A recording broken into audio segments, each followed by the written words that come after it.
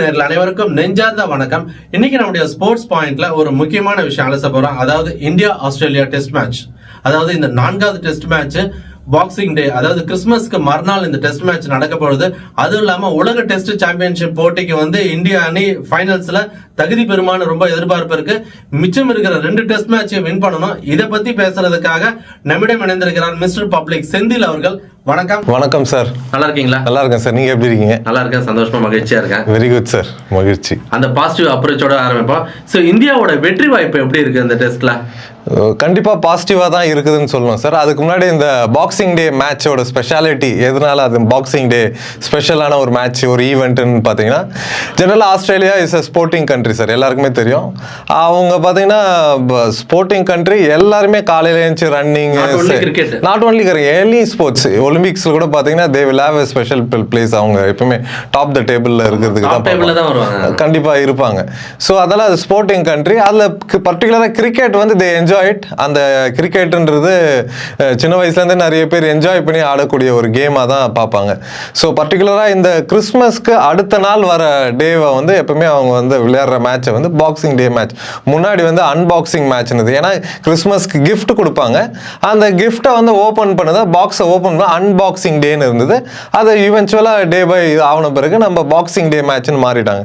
பர்டிகுலராக இந்த மெல்பர்னில் நடக்கக்கூடிய மேட்ச், அந்த எம்சிஜி கிரவுண்டில் நடக்கக்கூடிய மேட்ச் ஒரு ஸ்பெஷல் ஈவெண்ட் தான். ஏன்னா அந்த மேட்ச்ல கிரிக்கெட்டர்ஸ் எல்லாருமே அவங்க ஃபேமிலியோட வருவாங்க, ஈவன் அவங்க கிட்ஸ் எல்லாருமே கூப்பிட்டுட்டு வருவாங்க. They will have the match அந்த கிறிஸ்மஸ் டே அன்னைக்கு. ஈவினிங்ல they will allow to go and play inside the ground. பசங்கள்லாம் போய் விளையாடலாம், சின்ன பசங்க விளையாடலாம், நிறைய பேர் கலந்து விளையாடலாம். Then they will have a dinner. So ஒரு ஃபேமிலி கெட் டுகெதராகவும் இருக்கிறதுனால அந்த ஈவெண்ட் ஒரு ஸ்பெஷல் ஈவெண்ட்டாக இருக்கும் கிரிக்கெட்டர்ஸ் இருக்கு.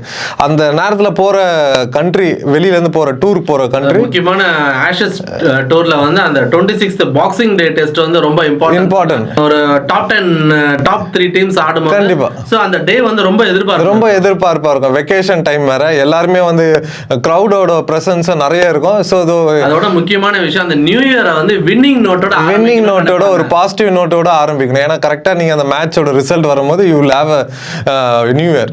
சோ ஒரு பாசிட்டிவ் நோட்டோட தான் ஆரம்பிக்கணும்ன்றது எல்லாருமே ஒரு இம்பார்ட்டன்டான இது. இந்தியாவுக்கு ஏன் இது ஒரு பாசிட்டிவாக இருக்கும், இந்த வின்னிங் சான்சஸ் இருக்குன்றது பார்த்தீங்கன்னா, ஃபர்ஸ்ட் இந்தியா வின் பண்ணாங்க. They had very good winning first மேட்ச்ல. செகண்ட் மேட்ச்ல ஆஸ்திரேலியா. பட் தேர்ட் மேட்ச்ல அவங்களோட கம்பேக் பார்த்தீங்கன்னா எல்லாருமே நல்லா பெர்ஃபார்ம் பண்ணியிருந்தாங்க. ஸோ அதனால தான் அவங்களோட மேட்ச் ட்ரா ஆகுனதுக்கு காரணம் இந்தியாவோட பெர்ஃபார்மன்ஸ். கண்டிப்பாக மழை சப்போர்ட் பண்ணிச்சு, நமக்கு மழை இருந்தனால டேஸ் கம்மியாச்சு. பட் இருந்தாலுமே இந்தியாவோட கேம் பார்த்தீங்கன்னா நல்லாவே, இந்தியன் பிளேயர்ஸோட கேம் நல்லாவே இருந்தது. ஸோ இந்தியா ஹேவிங் ஒரு பாசிட்டிவ் நோட்ல இருக்கிறாங்கன்ற மாதிரி தான் நான் ஃபீல் பண்றேன்.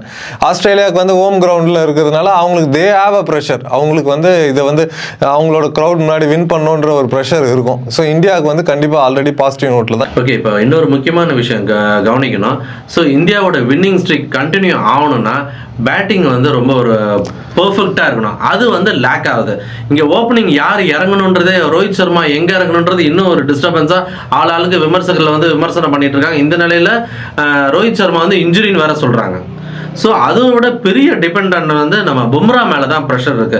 ஸோ பும்ரா ஒவ்வொரு மேட்சும் ஆடும் பொழுது அவர் மேலே தான் ஃபுல் இதை இறக்குறாங்க. அவர் தான் வின்னி பண்ணி கொடுக்கணும். ஏன்னா சிராஜ், அதுக்கப்புறம் ராணா, இவர்களோட பெர்ஃபார்மன்ஸ்லாம் இருந்தாலும் இன்னும் அது முக்கியமாக சிராஜ் பெர்ஃபார்மன்ஸ் சொல்லிக்கிற அளவுக்கு இல்லை. இதெல்லாம் எப்படி பார்க்குறீங்க சார்? ஆஸ்திரேலியாவில் பார்த்தீங்கன்னா ஜென்ரலாகவே பேஸ், ஆஸ்திரேலியா கிரவுண்ட்ஸ் எல்லாமே 2 விக்கெட்டுக்கு மாதிரி தான் சார் ப்ரிப்பேர் பண்ணுவாங்க. இந்தியாவில் பார்த்தீங்கன்னா லாஸ்ட் டைம் நியூசிலாந்து வரும்போது பார்த்தீங்கன்னா பேஸ்னா ஃபுல்லாக 5 டேஸ்மே பேஸ் மட்டும் தான் எடுக்கும். ஸ்பின் எடுத்தால் ஸ்பின் எடுக்கும். ஆனால் இந்த தடவை நியூசிலாந்து கிட்ட மட்டும் அவங்களுக்கு எடுபட்டுருச்சு பிச்சு. அதான், அது அவங்க ஸ்டார்டிங்லேருந்தே ஸ்பின் பிச்சில் மாதிரி தான் பண்ணுவாங்க. இந்தியாவை பொறுத்த வரைக்கும் இந்தியாவில் பார்த்தீங்கன்னா சேப்பாக்கில் மட்டும் தான் ஃபர்ஸ்ட் 3 டேஸ் பார்த்தீங்கன்னா உங்களுக்கு பேஸ் எடுக்கிற மாதிரி இருக்கும். நெக்ஸ்ட் லாஸ்ட் 2 days வந்து ஸ்பின் வந்து டேர்ன் ஆகும் பிச்சு. ஆனால் ஆஸ்திரேலியாவில் இருக்கிற பிச்சஸ் மேக்ஸிமம் அவங்க ரெடி பண்ணுறது எல்லாமே பேஸுக்கு ரெடி பண்ணுவாங்க. இவென்ச்சுவலாக டே போக பார்த்தீங்கன்னா உங்களுக்கு ஸ்பின் ஆகும், ஸ்விங் ஆகும் பால். ஸோ இதில் வந்து பும்ராவோட ப்ரெசன்ஸ் பார்த்தீங்கன்னா எம்சிஜியில் பார்த்தீங்கன்னா இது மெல்பர்னில் பார்த்தீங்கன்னா உங்களுக்கு ஃபர்ஸ்ட் 30 overs வந்து ரொம்ப ரொம்ப இம்பார்ட்டன்டான மேட்ச், குரூஷியல் மேட்ச். ஃபர்ஸ்ட் இன்னிங்ஸில் யார் லீடில் இருக்காங்களோ they have a better chance of winning. So அதனால பும்ராவோட ப்ரெசன்ஸ் வந்து ரொம்ப ரொம்ப முக்கியமான விஷயம். அதே மாதிரி ஆஸ்திரேலியன் பிளேயர்ஸ்க்கு வந்து த்ரெட்டன் கொடுக்குது. ஈவன் அவங்களோட ஓப்பனர்ஸ் யாரும் பெருசாக ஸ்ட்ரகிள் தான் பண்ணுறாங்க. They are not able to middle ஆர்டர்ஸில் வரவங்க ஆடுறாங்க. ஆனால் பட் ஓப்பனர்ஸ் இன்னமும் அவங்களோட விக்கெட்ஸ் எல்லாமே ரொம்ப சீக்கிரமே போயிடுது, ஸ்கோர் தடுமாறுறாங்க. அதுக்கு காரணம் பும்ரா. ஸோ அந்த பயம் கண்டிப்பாக இருக்கும் அவங்களுக்கு. அதாவது அவங்களுக்கு வந்து அந்த பும்ராவோட ஓவரை தட்டி விட்டுட்டு அடுத்த ஓவரில் விளையாடலான்ற மைண்ட் செட்டில் தான் விளையாடுறாங்க. கண்டிப்பாக அது இருக்கு. அதனால வந்து Bumrah I think last match கூட பார்த்தீங்கன்னா அவர் 5 days மேட்ச் ஆயிடுச்சு. ஸோ அவரோட அந்த ரெஸ்ட்ன்றது ரொம்ப அந்த கிரிக்கெட்டில் வருது பார்த்தீங்கன்னா ஒருத்தர் ஃபார்மில் இருக்காங்க, ஒருத்தவங்க ஃபார்மில் இல்லாதவங்க நிறைய டைம் வந்து ட்ரைனிங்கில் ஃபோக்கஸ் பண்ணுவாங்க. ஃபார்மில் இருக்கிறவங்க எஸ்பெஷலி பேஸ் பவுலர்ஸ் வந்து தே வில் ஃபோக்கஸ் ஆன் நான் ஸ்டாப் bowling வந்துகிட்டே இருக்கும். ஆமாம், அவங்க ஃபோக்கஸ் பண்ணுறது ரீஹாபிலேஷன். அவங்கள எப்படி அந்த ரெஸ்ட் கிடைக்கிற அந்த, ஏன்னா நெக்ஸ்ட் டெஸ்ட் மேட்சுக்கும் இருக்கிற டைமில் அவங்க எவ்வளோ திரும்ப அந்த பேக் டு ஃபார்முக்கு வரணுன்றதுக்காக அவங்க they will take a good quality of அந்த பாடியோட கண்டிஷன்ஸ் வந்து ரீஹாபிலேஷன் பண்ணி தான் வருவாங்க. அது கண்டிப்பாக அது பும்ரா பண்ணியிருப்பார். ஏன்னா ஆல்ரெடி அவர் ஃபார்மில் இருக்கார். இப்போ பார்த்தீங்கன்னா ஆவரேஜ் வந்து ஆஸ்திரேலியாவில் வந்து இப்போ இந்த மேட்ச் சீரீஸில் வந்து 11 point கிட்ட வருது, 11 ஆவரேஜ் இருக்கு. So is in a good இதில் பேஸில் போயிட்டு இருக்காரு. இப்போ நீங்கள் பார்த்தீங்கன்னா இப்போ நடந்து முடிச்சிருக்கிற 3 டெஸ்ட்ல 22 விக்கெட் போட்டிருக்கிறாரு. ஸோ 2 தடவை 5 விக்கெட்ஸ் ஹால் பண்ணியிருக்கிறாரு. ஸோ இதெல்லாம் ஒரு பக்கம் இருக்க, இந்தியாவோட வின்னிங் சான்சஸ், அதாவது டெஸ்ட் சாம்பியன்ஷிப் ஃபைனல்ஸில் இந்தியாவிற்கான வாய்ப்பு எப்படி இருக்கு? ஏன்னா அந்த சீரீஸ் ஸ்டார்ட் பண்ணும்போது இருக்கிற 5 டெஸ்ட்டையும் வின் பண்ணிட்டாங்க, 4 டெஸ்ட்டையும் வின் பண்ணிட்டாங்கன்னா பிரச்சனையே இல்லைன்ட்டு. இப்போ வந்து ஆஸ்திரேலியாவும் இன்னும் போயிட்டான்னு சொல்லிட்டு அந்த 4 பிளேஸில் இருக்கிறவங்க மேட்ச் மாறி தான் வருது பாயிண்ட்ஸ். ஸோ இந்தியாவோட சான்சஸ் எப்படி இருக்கு? இப்போது பாயிண்ட்ஸ் டேபிளில் பார்த்தீங்கன்னா இந்தியா 3வது இடத்துல இருக்குது சார். ஃபர்ஸ்ட் இடத்துல சவுத் ஆஃப்ரிக்கா ஆல்மோஸ்ட் ஒரு டிசைடட் பொசிஷனில் தான் அவங்க இருக்கிறாங்க. அவங்களுக்கு எதுவும் பெரிய பிரச்சனைகள் இல்லை. ஆனால் அடுத்தது வருது பார்த்தீங்கன்னா நெக் டு நெக்கில் இருக்கிறது வந்து ஆஸ்திரேலியா இருக்காங்க, அதுக்கப்புறம் இந்தியா இருக்காங்க. ஸோ மற்ற டீம்லாம் அதை ஃபாலோ பண்ணிட்டு வராங்க. ஸ்ரீலங்கா இருக்குது, பாகிஸ்தான் இருக்குது. ஸோ இவங்கெல்லாம் ஃபாலோ பண்ணுறாங்க. பட் ஆனால் இப்போ இருக்கிற காம்படிஷனில் மெயினாக ஆஸ்திரேலியாவுக்கும் இந்தியாவுக்கும் இருக்குது. ஸோ அதனால் இப்போ வரப்போகிற 2 மேட்ச் வந்து ரொம்ப குரூஷியலான மேட்ச். ஏன்னு பார்த்தீங்கன்னா இந்தியாவுக்கு ரொம்ப குரூஷியல். ஏன்னு பார்த்தா இவங்க முடிச்சிட்டாங்கன்னா தே கேன் ஈஸிலி அந்த இதுக்கு வந்து 2 மேட்சுமே வின் பண்ணணும். வின் பண்ணிவிட்டு அவங்க போனாங்கன்னா ஈஸியாக சான்ஸ் இருக்குது. அதே மாதிரி ஆஸ்திரேலியாவுக்கு வந்து நெக்ஸ்ட்டு ஸ்ரீலங்காவோட இருக்காங்க, அவங்களோட ஒரு மேட்ச் போகிறாங்க, அவங்களோட டெஸ்ட் சீரீஸ் மேட்சஸ் போகிறாங்க. ஸோ அந்த மேட்சஸில் வந்து ஆஸ்திரேலியாவோட வின்னை பொறுத்தும் இருக்குது. ஸோ ஏற்கனவே அவங்களுக்கு பாயிண்ட்ஸ் அதிகமாக இருக்கிறதால இந்த 2 மேட்சை வின் பண்ணிட்டாங்கன்னா இந்தியாவுக்கு better chance of going in to the finals. இப்போ ஆஸ்திரேலியா வந்து இப்போ இந்தியா வின் பண்ணலை, ஒரு மேட்ச் வின் பண்ணிட்டாங்க, ஒன்று ட்ரா பண்ணிட்டாங்க சப்போஸ் அப்படின்ற ஒரு ஸ்ட்ராட்டஜி நீங்கள் எடுத்தீங்கன்னா அவங்க ஸ்ரீலங்காவுக்கு போகும்போது அவங்க ஈவன் ஒரு மேட்ச் வின் பண்ணால் கூட they have a better chance of going in. அதே மாதிரி இல்லை சப்போஸ் இந்தியா வந்து 2 மேட்சுமே ட்ராவ் ஆகிடுச்சு அப்படின்னா சான்சஸ் வந்து ஸ்டில் ஸ்ரீலங்காவோட அவங்க வந்து ஆஸ்திரேலியா மேட்ச் தோத்துட்டாங்கன்னா சீரீஸ் தோத்துட்டாங்கன்னா தே ஹேவ் அ சான்ஸ், இந்தியாவுக்கு சான்ஸ் இருக்குது. ஸோ இந்த மாதிரி காம்பினேஷனில் தான் இருக்குது. ஸோ இதில் வந்து இந்தியாவோட வாய்ப்புகள் வந்து நிச்சயமாக பாசிட்டிவாக தான் இருக்குது. இப்போ 3 மேட்சுக்கு அப்புறம் ஆடுற மேட்சஸ்லாம் கண்டிப்பாக இந்தியா நல்லா தான் பெர்ஃபார்ம் பண்ணுறன்னு நம்பிக்கை எனக்கு இருக்குது. ஸோ இந்த நேரத்தில் ஒரு முக்கியமான சீரீஸ் நடந்துட்டு இருக்கும்போது நம்ம தமிழக வீரர் அஸ்வின் அவர்கள் வந்து திடீர்னு தன்னோட ஓய்வு முடிவை அறிவிச்சது, அது எப்படி இருக்கு? ஒரு ட்ரெஸ்ஸிங் ரூமே ஒரு மாதிரியா இருக்குல்ல. அது ஜடேஜா வந்து ரொம்ப மனம் விட்டு சொல்லியிருக்காரு, கடைசி நிமிஷம் வரைக்கும் என் கூட தான் இருந்தார், ஒரு வார்த்தை கூட சொல்லலை. ஆமாம் சார், அது வந்து ஒரு சங்கடமான ஒரு விஷயம் தான். ஏன்னா ஆனால் ஒரு விஷயத்தில் நல்ல விஷயம் என்னென்னா நெக்ஸ்ட் மேட்ச்சு அந்த கேப்பு கொஞ்சம் இருக்கிறதுக்கு முன்னாடியே சொல்லிட்டார். கிட்டக்க வரும்போது சொல்லியிருந்தாங்கன்னா we are all human beings sir, even cricket players they are also human beans.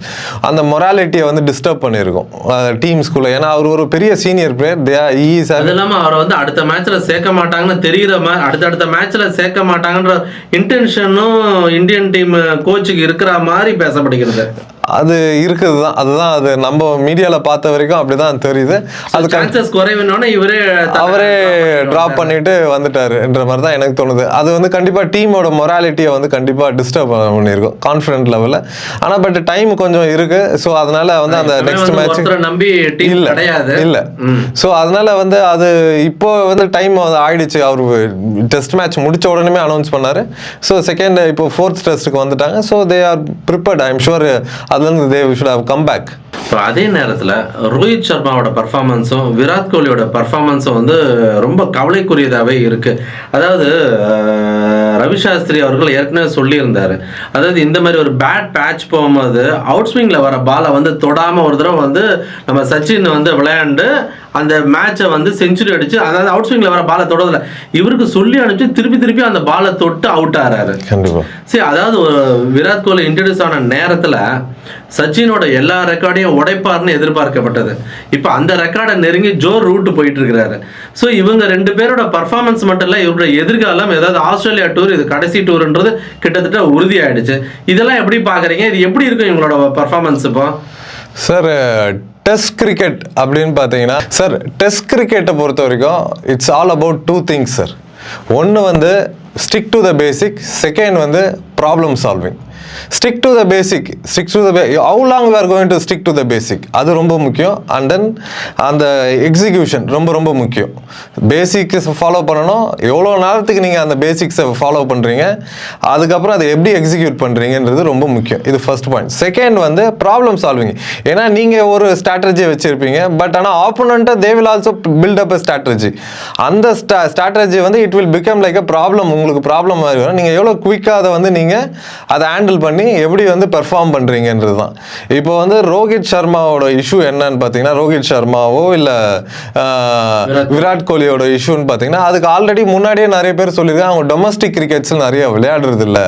இப்போ நிறைய T20 மேட்சஸ்லாம் இந்தியா நிறைய ஃபேஸ் பண்ணுற ஒரு காரணத்தை கொண்டு இப்போ ரஞ்சி டிராஃபி, மீதி துலீப் டிராஃபி எதுலையுமே விளையாடுறது இல்லை. ஆனால் இதே நீங்கள் ஒரு 90s காலகட்டத்தில் பார்த்தீங்கன்னா, ஈவன் சச்சின் டெண்டுல்கர் ஆகட்டும், ராகுல் டிராவிட் ஆகட்டும், வீரேந்திர சேவாக் ஆகட்டும், ஒரு பேட் பேட்ச் வரும்போது immediately they go to county cricket. கண்டிப்பாக அங்கே போய் விளையாண்டு அவங்களோட கண்டிஷன்ஸை வந்து ப்ரூவ் பண்ணுவாங்க. அதுக்கப்புறம் ஒரு கட்டத்தில் புச்சிபாபு டோர்னமெண்ட்ல கூட இறங்கி விளையாடுவாங்க. கண்டிப்பாக உண்மை சார், அது உண்மையான. ஆனால் இங்கே வந்து அதே நேரத்தில் இந்த 2020 கேம்ல எவ்வளோ இன்ஜுரி ஆனாலும் பரவாயில்ல, அதில் கண்டினியூஸாக ஒரு கேம் கூட ஸ்கிப் ஆகாமல் விளையாடுறாங்க. கண்டிப்பாக அதுதான் அது வந்து இப்போ கமர்ஷியலா நிறைய ஆவனதுனால அது வந்து பிளேயர்ஸ் வந்து அது மோர் இம்பார்ட்டன்ட், வெரி இம்பார்ட்டன்ட். அவங்க ஸ்கில் லெவல் அப்பதான் வந்து தெரியும், அதுதான் அதை டெவலப் பண்ணிக்க முடியும். இப்போ விராட் கோலி பாத்தீங்கன்னா அவரோட அவுட் ஆகுறதுலாம் அவர் வெல் லெஃப்ட் பண்ண மாட்டாரு. வெல் லெஃப்ட் பண்ணாம எல்லா பாலையும் போயிட்டு பிளே பண்ண ட்ரை பண்றாரு. ஸோ அந்த மாதிரியான ஒரு இதுவால தான் அவர் அவுட் ஆகுறதுக்கான சான்சஸ் நிறைய இருக்கு. இப்போ ரோஹித் சர்மா பாத்தீங்கன்னா இந்த இதுல பாத்தீங்கன்னா அவர் ஸ்கோர் பண்ணதே 19 ரன்ஸ் தான் ஸ்கோர் பண்ணியிருக்காரு இந்த மேட்சஸ்ல எல்லாமே, இந்த சீரீஸ்லேயே. ரோஹித் சர்மா பார்த்தீங்கன்னா அவர் ஃபர்ஸ்ட் மேட்ச் விளையாடல, செகண்ட் மேட்ச்ல இருந்து அவர் வந்தாரு. அவரோட 3 இன்னிங்ஸோட ஸ்கோரே 19 ரன்ஸ் தான் வந்திருக்குது. அவரோட 3 இன்னிங்ஸோட score 19 runs. Test match career வந்து பேட் ஷேப்ல இருக்கு. 13 இன்னிங்ஸ்ல அவரோட ஆவரேஜ் பார்த்தீங்கன்னா 11.69 தான் அவரோட ஆவரேஜ் லாஸ்ட் 13 இன்னிங்ஸ். அதோட அதுல ஒரே ஒரு ஆஃப் செஞ்சுரி அடிச்சிருக்காரு. ஸோ அவரோட நீங்க சொன்ன மாதிரி அவரோட பெர்ஃபார்மன்ஸ் வந்து ரொம்ப குரூஷியல். அவர் இந்த சீரீஸ்லேருந்து தான் அவரோட கெரியரை வந்து டிசைட் பண்ணக்கூடியது. ஆனால் பட் இதில் வந்து நீங்கள் இன்னொருத்தரோட பேரும் சொன்னீங்க, ஜோ ரூட். அவர் பார்த்தீங்கன்னா முக்கியமான, அவரும் பார்த்தீங்கன்னா இப்போ அவர் ஃபார்மில் இருக்கார் சார். ஆனால் பட் நடுவில் வந்து அவரும் அவுட் ஆஃப் ஃபார்மில் போய் நிறைய பேட் பேட்ச் இருந்தது அவருக்கு. ஆனால் அவர் வந்து நான் முன்னாடி சொன்ன மாதிரி test is all about 2 things, stick to the basics. அதுதான் அந்த ஸ்டிக் டு த பேசிக்ஸ் வரணும், கன்சிஸ்டன்ஸாக விளையாடணும், அந்த பேசிக்ஸை வந்து ஃபாலோ பண்ணணும். பிளேயிங் கேப்டன் நாக்குன்னு ஒன்று இருக்கும். எப்பவுமே நீங்கள் பார்த்தீங்கன்னா அந்த ஆலன் பார்டர் காலமாக ஆகட்டும், நம்ம முகமது அசாருதீன் எடுத்துங்க, தோனி எடுத்துங்க, இவங்களாம் ஒரு கேப்டன் இன்னிங்ஸ்ன்னு விளையாடுவாங்க. ஒரு ஆஸ்திரேலியா மாதிரி ஒரு குரூஷியலான வேர்ல்டே எதிர்பார்க்குற மேட்ச்சில், அதுவும் இந்த ஃபைனல்ஸ் போகுமா மாட்டோமான்ற இந்த நிலையில் இருக்கும்போது எப்படி விளையாடணும்? கேப்டன் நாக் அவுட் வந்து வரவே இல்லையே. அதுதான் அந்த ஸ்டிக் டு த பேசிக்ன்றதுல பார்த்தீங்கன்னா அவர் வந்து he has to be patient. அவரோட ஷாட்ஸ் அவுட் ஆகிறதுலாம் பார்த்தீங்கன்னா அந்த பொறுமை இல்லாமல் விளையாடுற மாதிரி தான் இருக்குது. he has to follow the basics. அவருக்கு வந்து கிரிக்கெட்டர், நல்ல கிரிக்கெட்டர் இல்லைன்னா சொல்ல முடியாது, because he is a very talented player. இப்போ ஸ்டீவ் ஸ்மித் பார்த்தீங்கன்னா பேட் பேட்ச்ல இருந்தாரு, ஃபுல் ஃபார்ம்ல வந்தாச்சு. ஆமா, அதே மாதிரி டிராவிஸ் ஹெட் வந்து சிராஜ் நடந்துகிட்ட விதமும் வந்து ரொம்ப கண்டிக்கப்பட வேண்டியது. அது ரொம்ப ஒரு சில்லியா இருக்கு, ஓவர் கான்ஃபிடென்ட்ல இருக்கிற மாதிரி. அவரு ஏதோ சொன்னாரு, ஆனா இந்தியன் பெரிய பிளேயர்ஸே சொல்லியிருக்காங்க, அதாவது முன்னாள் பிளேயர் சொல்லியிருக்காங்க, இது ரொம்ப சில்லியா இருக்கு அவரோட பிஹேவியர். அது தேவையில்லாம அந்த சைடுல இருக்கிற அவர் 140 ரன்ஸ் அடிச்சு முடிச்சிட்டாரு. அதுக்கப்புறம் bowlingல ஏதாவது காட்டியிருக்கலாம். நீங்க அது உங்க டேலண்ட். அவர் வந்து 50 அடிக்கிறதுக்கு முன்னாடி அவர் அவுட் ஆகி இருக்கணும். அதுவும் பண்ணல. அவர் 140 அடிச்சிட்ட பிறகு நீங்க அவரை போய் இரிட்டேட் பண்ணுறது வந்து அவ்வளோ ஒன்றும் இது இல்லை.